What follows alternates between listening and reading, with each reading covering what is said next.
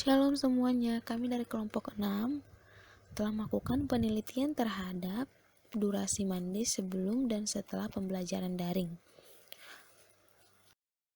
Sebelumnya, kami akan memperkenalkan anggota dari kelompok kami, ada Efraim Hanes Cahyadi, Krisela Simamora, Lydia Purba Cibro, dan Tulu Karisma Telambanua. Nah, apa saja yang akan kami bahas dalam penelitian ini? Yang pertama, pendahuluan terdiri dari latar belakang, rumusan penelitian, dan variabel penelitian. Yang kedua, metode penelitian terdiri dari teknik sampling, skala data, statistika deskriptif, dan penyajian data. Yang ketiga, pembahasan terdiri dari hipotesis, uji prasyarat, dan analisis statistika. Dan yang terakhir, penutup terdiri dari kesimpulan dan saran.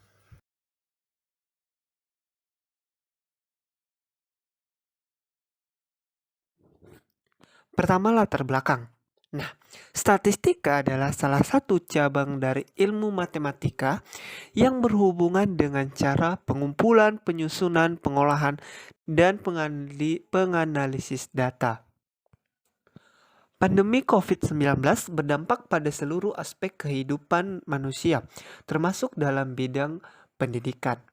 Nah, lembaga pendidikan di Indonesia mulai dari SD sampai perguruan tinggi atau perkuliahan sangat banyak yang berupaya untuk menyelenggarakan pembelajaran online atau online learning sebagai upaya untuk menekan kasus COVID-19 yang belum berakhir. Nah, oleh karena itu, dengan adanya online learning, pembelajaran online, maka pembelajaran di perkuliahan, di perguruan tinggi ataupun di sekolah dilaksanakan di rumah.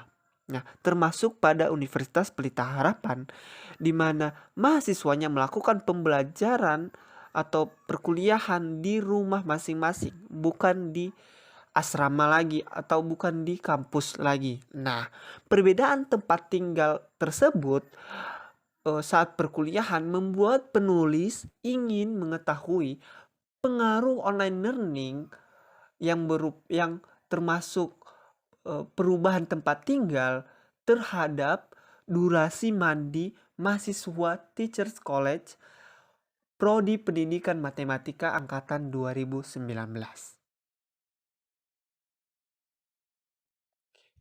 Pada penelitian kali ini, kami kelompok merumuskan penelitian kami dalam sebuah rumusan penelitian, yaitu apakah pembelajaran online memengaruhi durasi mandi mahasiswa TISIP program Studi Pendidikan Matematika angkatan 2019. Nah, dalam penelitian kali ini, kami juga mengambil variabel penelitian, yaitu variabelnya online learning dan durasi mandi. Nah, mengapa kami mengambil online learning dan durasi mandi? Yang pertama, online learning merupakan variabel bebas. Mengapa? Karena online learning itu sama seperti pada pengertiannya variabel bebas, yaitu mempunyai pengaruh atau penyebab terjadinya perubahan pada variabel lain. Oleh karena itu kami menganggap bahwa online learning ini itulah yang akan berpengaruh dalam variabel lain dalam durasi mandi.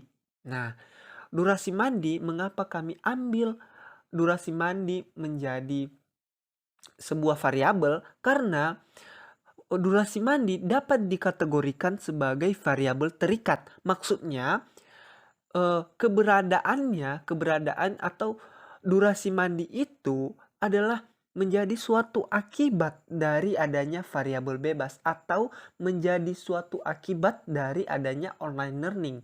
Makanya kami mengambil durasi mandi menjadi sebuah variabel penelitian.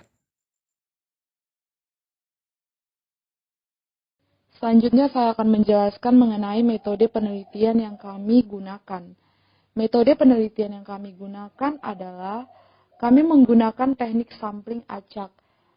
Teknik ini kami gunakan karena kami melihat bahwa teknik ini lebih efektif dan objektif digunakan di dalam penelitian ini.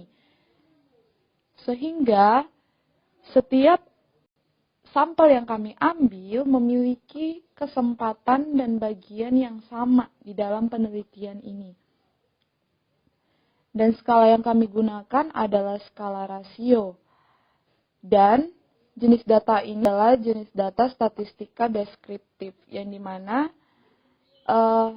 dengan menggunakan statistika ini, para pembaca akan lebih mudah dalam memahami dan melihat data yang telah disediakan oleh peneliti.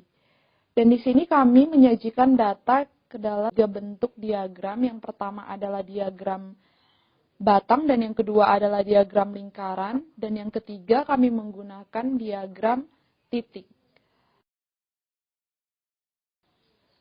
Jika kita mengamati kembali penyajian data pada PPT, kami di sini menyediakan diagram batang, yaitu durasi waktu sebelum dan sesudah online learning, yaitu durasi waktu mandi mahasiswa sebelum dan sesudah online learning. Begitu juga dengan diagram lingkaran dan diagram titik.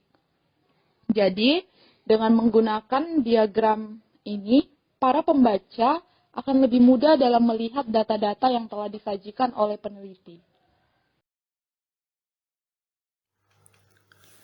Sekarang kita akan menghitung statistika deskriptifnya. Nah, di sini kelompok kami menggunakan Excel supaya lebih mudah dan lebih valid. Sebelum daring, MEAN yaitu 15,1667, modusnya 10, median 10, standar deviasinya 6,22604, variansinya 38,76437, kuartil 1-nya 10, kuartil 2 10, kuartil 3 20.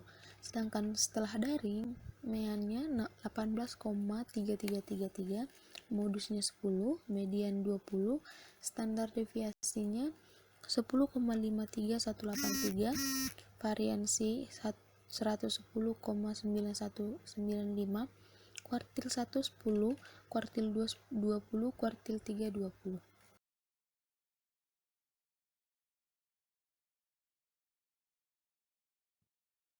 Pada pembahasan kali ini, yang pertama kami akan menguji normalitas data yang kami miliki. Uji normalitas ini diperlukan untuk mengetahui uji apakah yang akan digunakan untuk menguji hipotesis yang ada. Jika datanya berdistribusi normal, maka dapat menggunakan uji T maupun uji F.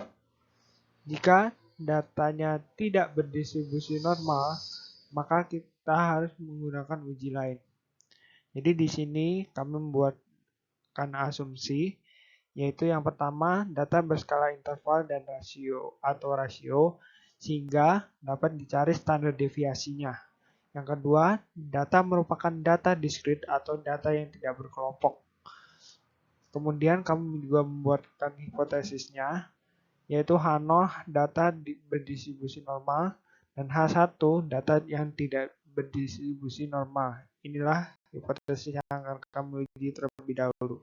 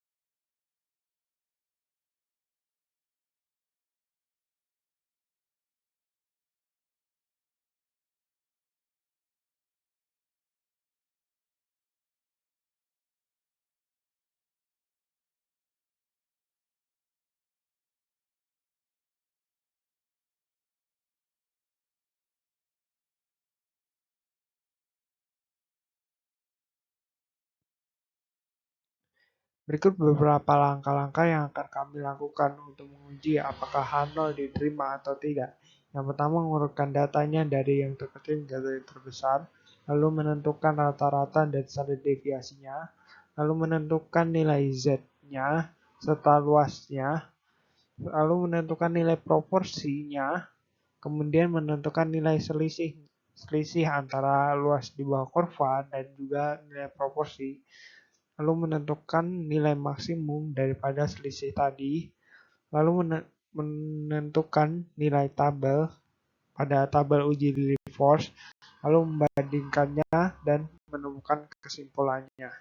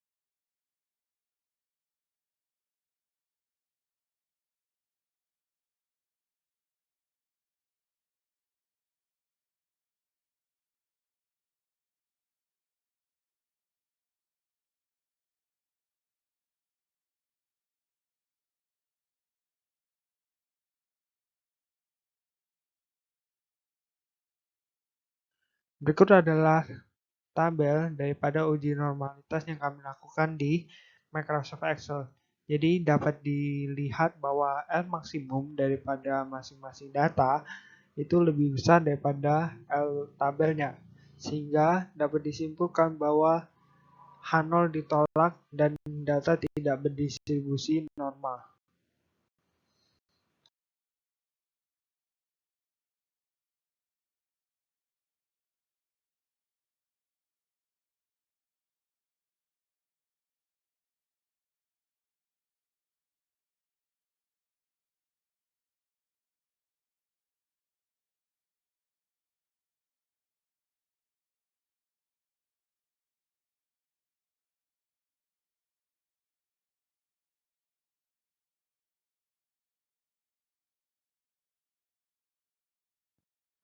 Sebab pada uji normalitas tadi disimpulkan bahwa data tidak berdistribusi dengan normal, maka kami memakai salah satu uji statistik non-parametrik untuk menguji hipotesis kami.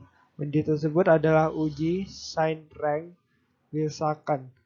Uji ini juga melibatkan dua sampel yang saling berkaitan atau berpasangan.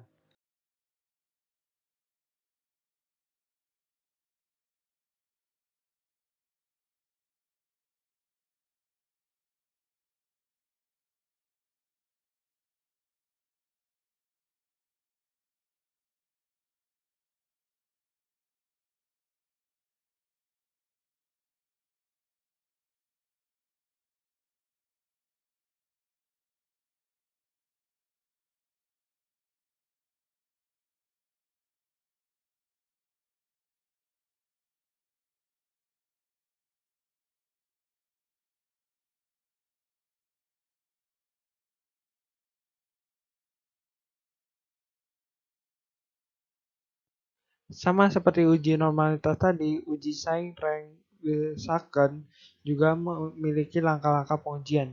Yang pertama, membuat hipotesis yang akan diuji. Yang kedua, menentukan selisih antara data setelah dan sebelum. Yang ketiga, memberikan ranking pada selisih yang tak nol. lalu memberikan tanda pada ranking sesuai dengan tanda pada selisihnya, lalu menjumlahkan semua elemen dengan tanda yang sama, yaitu positif dengan positif, negatif dengan negatif, lalu menentukan nilai yang terbesar yang akan dibandingkan. Jadi baik positif maupun negatif, nilainya yang terbesar itu yang diambil. Lalu membandingkan dengan nilai tabel atau W-tabelnya. Yang terakhir adalah menyimpulkan.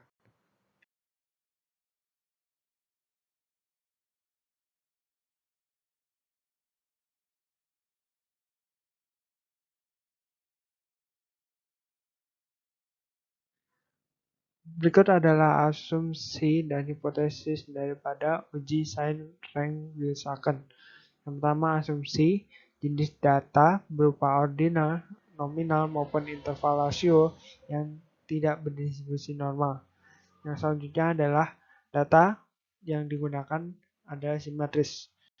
Kemudian hipotesis H0, rata-rata sebelum sama dengan rata-rata setelah. Dan H1-nya adalah rata-rata sebelum tidak sama dengan rata-rata setelah.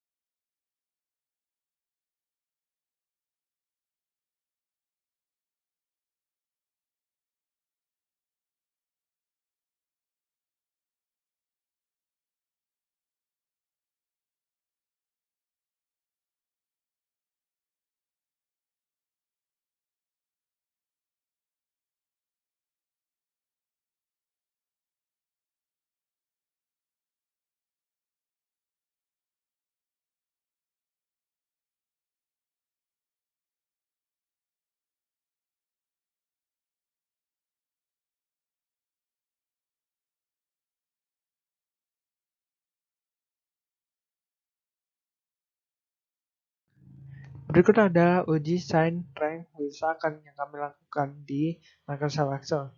Jadi di Microsoft Excel kami menginput datanya, lalu menginput seperti langkah-langkah yang dijelaskan pada slide sebelumnya. Lalu kami menemukan bahwa jumlah dari ranking yang terbesar adalah 68. Sehingga kami bandingkan dengan W-tabelnya. W-tabelnya adalah 137. Sehingga kami dapatkan bahwa W hitung kurang dari W-tabel. Sehingga H0 ditolak, artinya rata-rata antara sebelum dan setelah pembelajaran daring itu berbeda. Selanjutnya kesimpulan. Kesimpulan yang dapat penulis ambil adalah durasi mandi antara setelah pembelajaran daring dan sebelum pembelajaran daring berbeda, seperti yang diuji pada uji Sain-Rank-Wilsaken. Lalu saran untuk penelitian ke depan adalah lebih memperhatikan distribusi data yang ada dan juga tidak membatasi data yang diambil sehingga dapat memungkinkan data akan berdistribusi normal. Jadi jika datanya lebih bervariasi, maka dimungkinkan data akan berdistribusi normal. Demikian penjelasan dari kelompok kami. Terima kasih atas perhatiannya. Kiranya Tuhan memberkati.